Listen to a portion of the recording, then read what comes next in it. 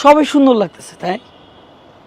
কিন্তু সুন্দর লাগতেছে না সেই জিনিসটা, যেই নারীরা প্রত্যেকটা ঘন্টায় ধর্ষণ হচ্ছে, বিভিন্ন জায়গায় ধর্ষণ হচ্ছে। পারিবারিক শিক্ষা মানুষকে কতটা অধঃপতনের দিকে নিয়ে যেতে পারে তার জ্বলন্ত উদাহরণ মাই টিভির সাথী পরিবার।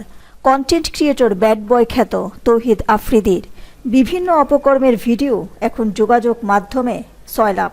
তৌহিদ আফ্রিদির বিভিন্ন অপকর্মের কথা প্রকাশ করেছে তার ঘনিষ্ঠ বন্ধু তানভীর রাহি। ক্যামেরার পিছনে আফ্রিদির ছিল ভয়ঙ্কর রূপ, একাধিক নারীর সঙ্গে ছিল তার অবৈধ সম্পর্ক। আবার সেই নারীদেরকেই পাঠাতেন বিভিন্ন হাই প্রোফাইল ব্যক্তিদের কাছে। ওইসব নারীদের দিয়ে বড় বড় কাজ হাসিল করাই ছিল তার উদ্দেশ্য। অনেক কন্টেন্ট ক্রিয়েটরকে মদের আসরে ডেকে পতিত সরকারের বিভিন্ন ব্যক্তিদের পক্ষে এবং বিভিন্ন উন্নয়নের পক্ষে কন্টেন্ট বানানোর জন্য চাপ দিত আফ্রিদি। যেমন ফুড ব্লগার মাবিয়া হাসান মনীষাকেও পতিত সরকারের পক্ষে ও ছাত্র আন্দোলনের বিপক্ষে কন্টেন্ট বানানোর জন্য চাপ দিয়েছিল। অনেক কন্টেন্ট ক্রিয়েটরকে ডিবি কার্যালয়ে নিয়ে গিয়ে নির্যাতন করার প্রমাণও পাওয়া গিয়েছে।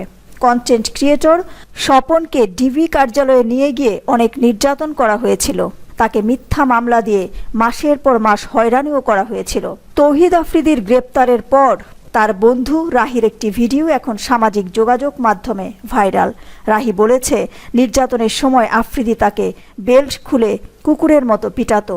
এমনও জানা যায়, কোটি টাকার গাড়ি আফ্রিদি প্রতারণা করে ও ডিবি হারুনের ভয় দেখিয়ে 5 লাখ টাকায় নিয়ে এসেছিল। তার আস্তানায় প্রতিদিনই চলত মদের আড্ডা। দিলরুবা খান, দৈনিক আর নিউজ।